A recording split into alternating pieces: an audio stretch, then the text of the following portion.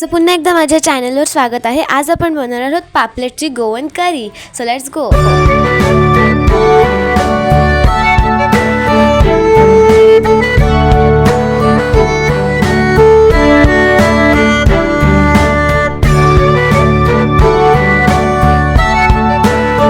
चला आता साहित्य पाहून घेऊया। पहिला आपण घेतलेले आहेत इथे 3 पापलेट जे आपण कापून घेतलेले आहेत पीसेसमध्ये।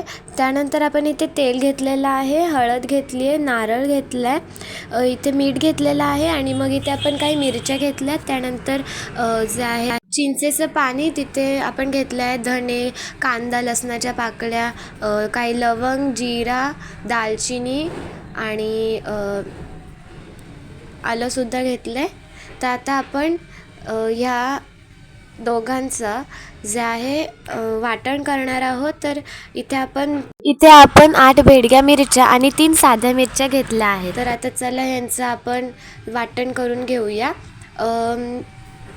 ह्या ज्या मिरच्या आहेत त्या तुम्हाला पाण्यामध्ये भिजवून ठेवायच्या आहेत काही वेळ आणि मग आता हे सर्व इथे टाकून घ्यायचं आहे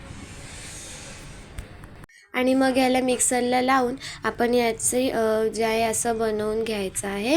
आणि इथे साधं पाणी बिलकुल वापरायचं नाही आहे, आपल्याला चिंचाचं पाणी इथे वापरायचं आहे।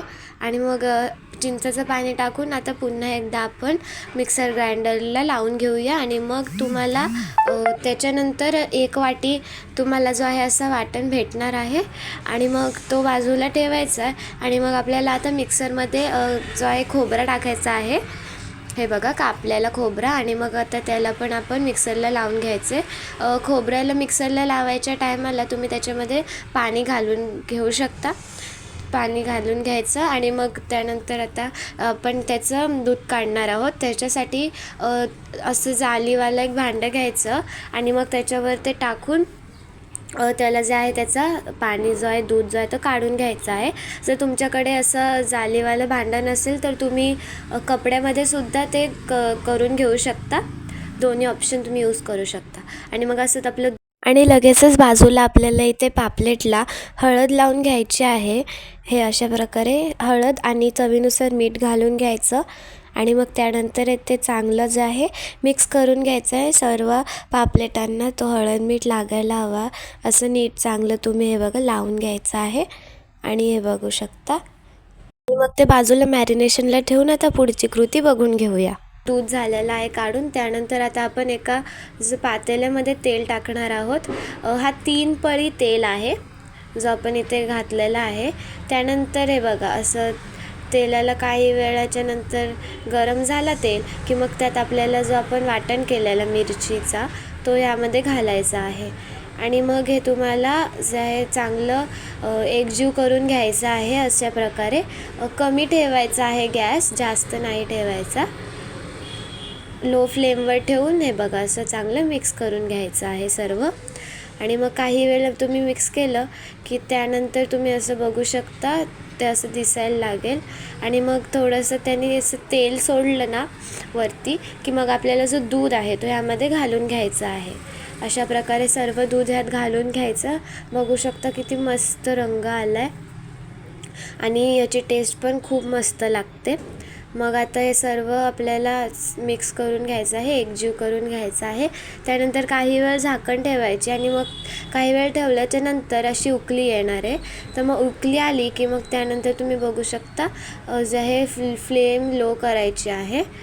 आणि मग आपल्याला ह्यामध्ये आपले जे पापलेट आहेत जे आपण हळद लावून ठेवलेले ते आता आपल्याला ह्यामध्ये घालायचे आहेत। अशा प्रकारे सर्व पापलेट ह्यात घालायचे। फ्लेम लो ठेवली आहे, विसरू नका। आणि हे बघा असं उकळी आल्याच्या नंतर आपण हे पापलेट यामध्ये घालून घेत आहोत।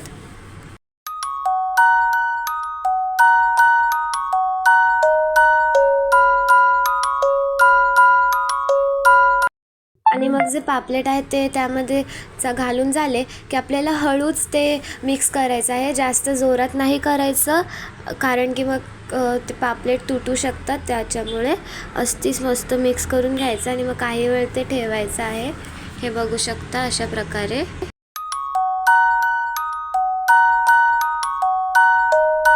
तुम्ही बघू शकता किती मस्त उकळ आली आहे। आणि मस्त सुगंधसुद्धा सुटलेला. आणि मग आपण आता गॅस बंद करून घ्यायचा आहे. मग त्यावर झाकण ठेवायचा काही वेळ.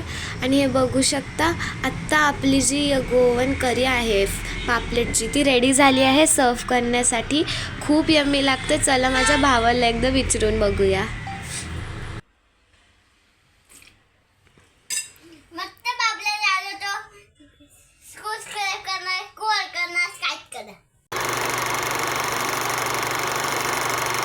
ही गोवन करी खूप यम्मी लागते, तरी जरूर ट्राय करा आणि मला कमेंट करून सुद्धा सांगा आणि माझ्या व्हिडिओजला असंच प्रेम देत राहा.